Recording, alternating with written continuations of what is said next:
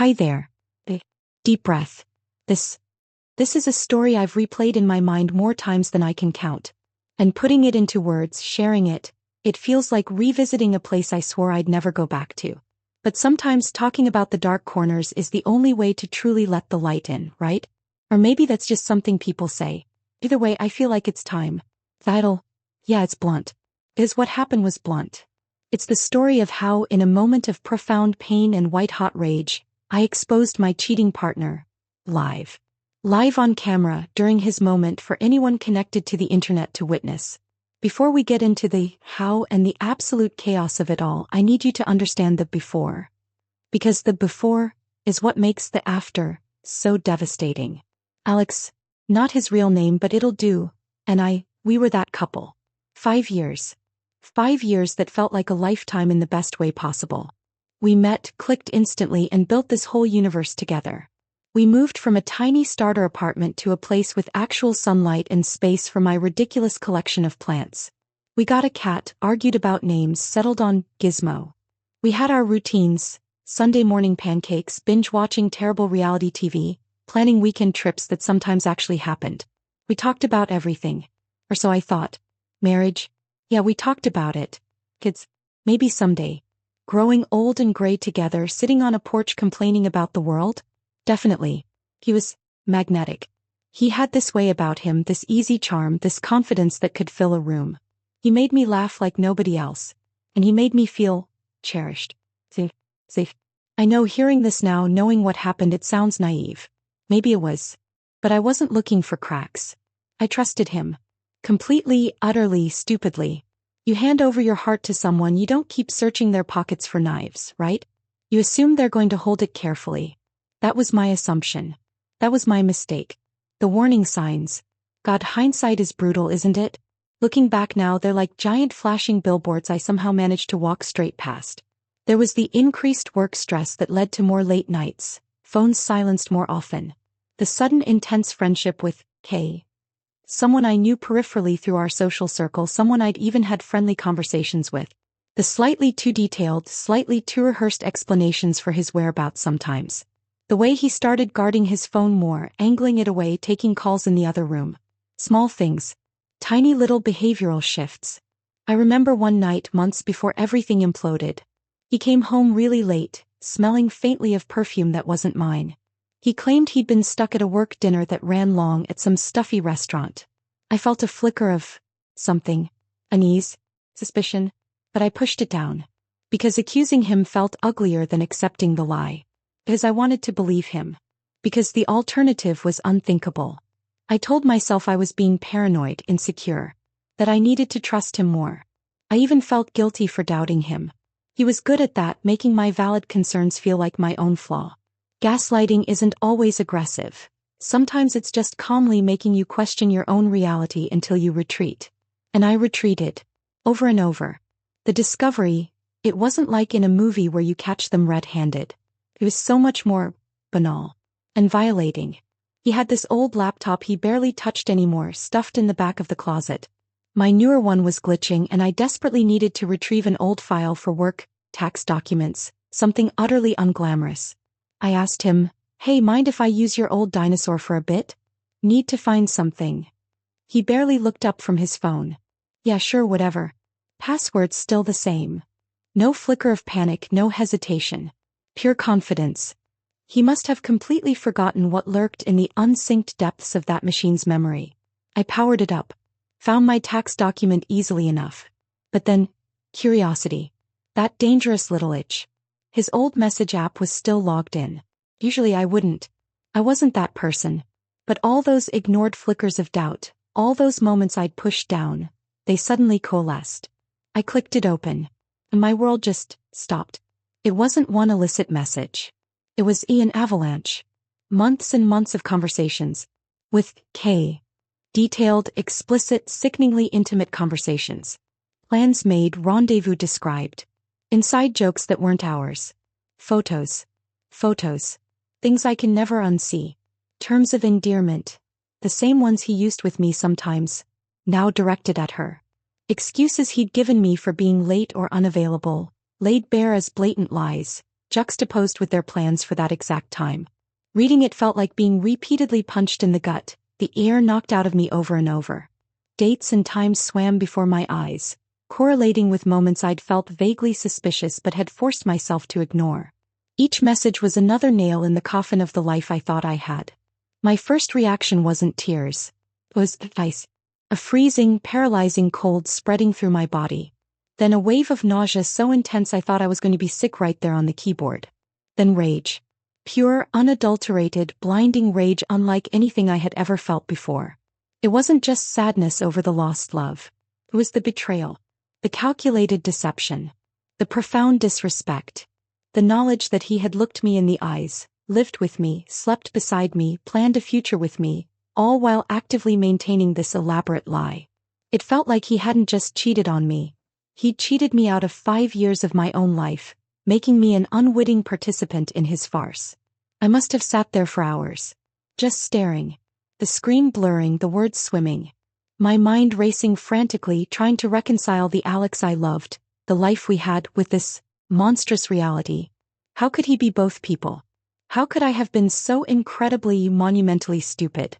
Every shared memory, every I love you, every moment of tenderness felt tainted, contaminated, like picking up a beautiful piece of fruit only to find it rotten to the core. And then, amidst the shockwaves of pain, came the immediate practical terror. What now? Confront him privately? Let him spin more lies, deny, minimize, blame me? I could picture it perfectly.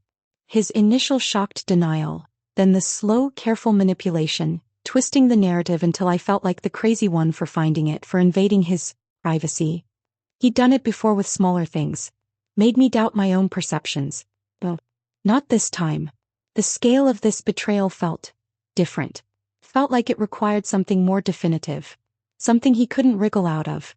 Everything I'd rehearsed, the calm, measured opening statement, evaporated. Pure adrenaline surged through me. The carefully constructed dam of my composure just broke. I turned not towards him but directly towards the small, unblinking lens of the webcam. I ignored his arm around me.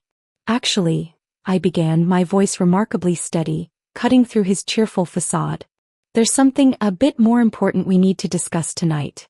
Something that Alex's supporters probably deserve to know about the man behind the microphone. His smile froze. Mid-beam. Confusion flickered in his eyes, then immediate alarm. He tightened his grip on my waist, his fingers digging in slightly. What are you doing?" He hissed, his voice a low, urgent whisper, trying desperately to maintain the illusion for the camera. I pulled away from his grasp. I held up the first printout, positioning it so the camera could potentially see it. "While Alex has been dedicating himself to his passions," I said, my voice rising slightly, gaining strength from the sheer audacity of the moment, "he's also been dedicating himself very passionately to someone else." I named her. Kay's full name. Someone some of you might even know. His face went ghost white. Disbelief. Then the rapid-fire dawning of horror as he realized what was happening.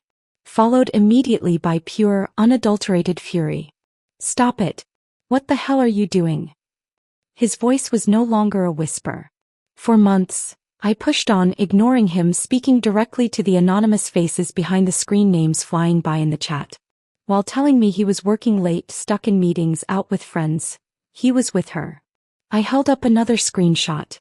A picture this time. Them together, smiling. He's been living a lie. Lying to me. Lying to anyone who believes this happy, supportive image he projects. I shoved another message exchange towards the camera. Saying, "I love you," to me in the morning and sending messages like this in the afternoon. The chat feed visible in my periphery was exploding. Question marks. Shocked emojis. Exclamations. Names being tagged. People arguing. Realizing in real time that this wasn't a bit. This was a live, unscripted implosion. Alex completely lost any semblance of composure. The charming online personality vanished, replaced by raw panic and rage. He lunged not at me but towards the laptop. "Turn it off. Turn it off now," he roared, his face contorted. I instinctively stepped back, still holding the papers aloft like some bizarre offering to the digital gods of chaos. "No," I shouted back, suddenly fierce. "People deserve to know the truth. They deserve to know who they're actually listening to, who they're supporting. It dissolved into pure chaos. Him yelling, fumbling with the mouse or keyboard trying to kill the stream. Me standing my ground, maybe even shouting back things I don't fully remember now, fragments of messages, accusations. It couldn't have lasted more than 60-90 seconds, that frantic climax. But it felt stretched, warped, like time itself was struggling to process the sheer C-drama unfolding. Finally, with a desperate swipe, he either slammed the laptop lid shut or yanked a cable. The screen went black. The ring light abruptly cut out, plunging the corner of the room back into shadow. The silence that crashed down felt absolute, deafening, heavy. We just stood there, maybe a few feet apart, breathing heavily, chest heaving. The adrenaline was still pumping, leaving me shaking, almost vibrating. Staring at each other across the wreckage of our life, illuminated only by the dim light from the hallway. His face was a mask of incandescent fury, utter disbelief, and perhaps underneath it all, stark terror. My heart felt like it was going to explode. The exposure was complete. The detonation live on camera was over. And now we were trapped in the immediate toxic fallout zone. Alone. Together. The silence didn't last long. As soon as the connection to the outside world was severed, the real explosion happened. Not digital but terrifyingly real. The yelling started. Accusations, venom, blame hurled back and forth like weapons. He was furious, naturally. Furious at me for the public humiliation, for destroying his online career, such as it was, for exposing him.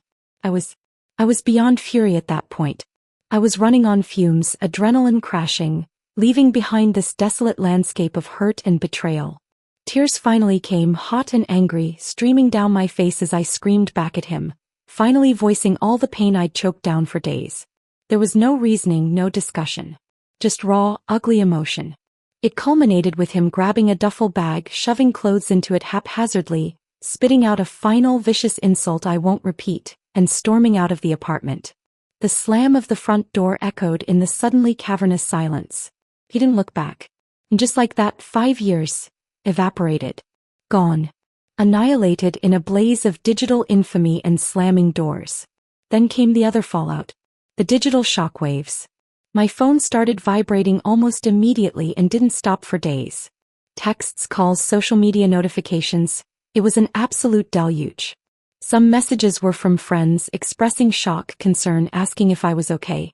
Others were from mutual acquaintances, awkwardly trying to navigate the situation, unsure whose side to be on. And then there were the strangers. People who had been watching the stream, people who saw screenshots or clips reposted elsewhere. Some were supportive, condemning Alex, calling me brave. Others were brutal, calling me crazy, vindictive psycho, saying I was just as bad as him for airing dirty laundry like that. Telling me I'd ruined my own life as much as his. The sheer volume of opinions, the noise, the feeling of being exposed and judged by hundreds, maybe thousands of people I didn't know, it was overwhelming. Intrusive. Violating in a different way. His small online community imploded spectacularly. Forums, message boards, social media groups dedicated to the hobby lit up with debates. Sides were taken. Theories were spun. Some tried to defend him, blaming me or suggesting it was a hoax. Most condemned him. Many just seemed to revel in the drama, dissecting every second of the stream they'd witnessed. I became, for a short time, unwilling internet content. My pain, my relationship's demise, turned into entertainment, into gossip. It felt disgusting. Having exposed a cheating partner live wasn't just about him. It dragged my life into a public square I never wanted to be in. Did I feel satisfied? In a dark, twisted way. There was a grim satisfaction in knowing the truth was out, irrefutably. He couldn't lie his way out of this one. He couldn't gaslight me or anyone else about what happened. His carefully constructed mask had been ripped off in front of everyone. That part felt like a victory, like reclaiming some semblance of power after feeling so utterly powerless since discovering the messages. It felt like justice, albeit a very messy, scorched earth kind of justice. But that satisfaction was hollow, fleeting. It didn't fix the gaping wound in my chest. It didn't erase the betrayal. It didn't bring back the 5 years I'd invested, the future I'd believed in. And the public nature of it all. It added layers of complication I hadn't fully comprehended in my rage-fueled planning. Breaking up is a nightmare. Untangling a shared life. The lease we were both on, the joint bank account, the furniture we'd picked out together, even custody of the damn cat, is awful under normal circumstances. Doing it when you're the subject of online gossip, when mutual friends feel forced to choose sides, when every interaction is poisoned by the memory of that public detonation, it was exponentially harder. Hostile emails, awkward handovers of belongings through third parties, the feeling of navigating a war zone instead of just a breakup. Having exposed a cheating partner live turned a private heartbreak into a public spectacle with very real, very painful logistical consequences. And the judgment, it stuck with me. Those voices telling me I went too far, that I was unstable, that two wrongs don't make a right. Part of me could see their point from the outside. Was it necessary? Was it proportional? In the blinding pain of that moment, it felt necessary. It felt like the only way to be heard, to make the truth stick. But looking back now with the distance of time and healing, it's gray. So incredibly gray. Exposed a cheating partner live. The phrase itself sounds extreme. Because it was extreme. Would I make the same choice again, knowing everything I know now about the prolonged fallout, the personal cost? I honestly don't have a definitive answer. Some days I think yes, he deserved that public reckoning. Other days I wish I'd found a different path, one that caused less collateral damage, especially to my own peace of mind. Hindsight offers clarity, but it doesn't change the emotional reality of the moment that drove the decision. What became clear very quickly was that the live exposure wasn't a magic bullet. It didn't instantly heal the wound. It just cauterized it in a very public, very brutal way. The grief was still there, lurking underneath the anger and the relief. The loss was profound.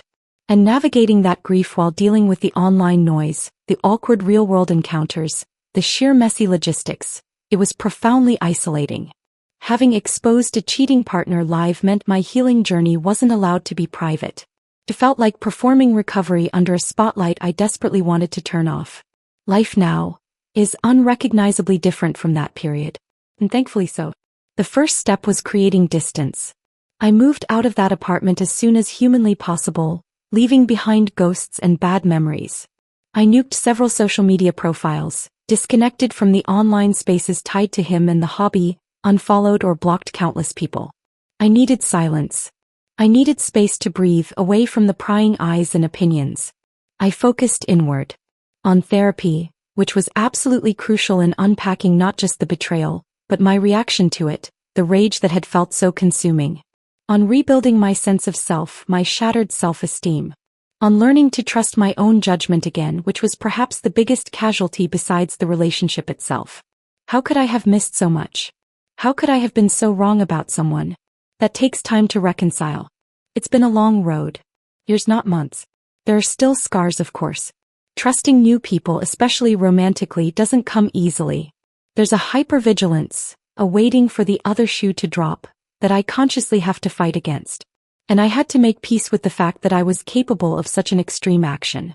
Understanding the depth of pain that drove me to the point where I exposed a cheating partner live, that required confronting uncomfortable truths about my own capacity for anger and desperate measures when pushed to the absolute brink. It wasn't about justifying it but understanding it. It showed me a resilience I didn't know I possessed, but also a darkness born of extreme hurt. So why dredge all this up now? Why share this incredibly messy, potentially judgmental story? Partly, maybe, to finally close the chapter fully. To own it, the whole ugly, complicated truth. Partly because I know I'm not the only one who has ever been pushed to an edge by betrayal, who has felt that desperate need for the truth to be undeniable in the face of gaslighting. My method was unconventional, destructive even. And the fact that I exposed a cheating partner live will always be a footnote in my life story. But the real narrative isn't just about those chaotic few minutes online. It's about surviving the infidelity, surviving the fallout of my own reaction, and painstakingly finding my way back to a place of peace and self-worth. It's a testament, maybe, to the fact that you can walk through fire, even self-ignited fire, and eventually find your footing again on the other side. It's a part of my past. Not the defining part, but a significant one. It taught me brutal lessons about trust, about rage, about consequences, and ultimately about my own resilience. Moving forward isn't about forgetting. It's about integrating all of it. The love, the loss, the betrayal, the explosion, and the long, quiet work of rebuilding. Relationships, heartbreak, betrayal, they bring out unexpected sides of us, don't they? The things we think we're capable of or incapable of can shift dramatically under pressure. Food for thought. Mostly just be kind to yourselves and try to navigate the hard stuff with as much grace as you can muster, even when it feels impossible. Thanks for listening.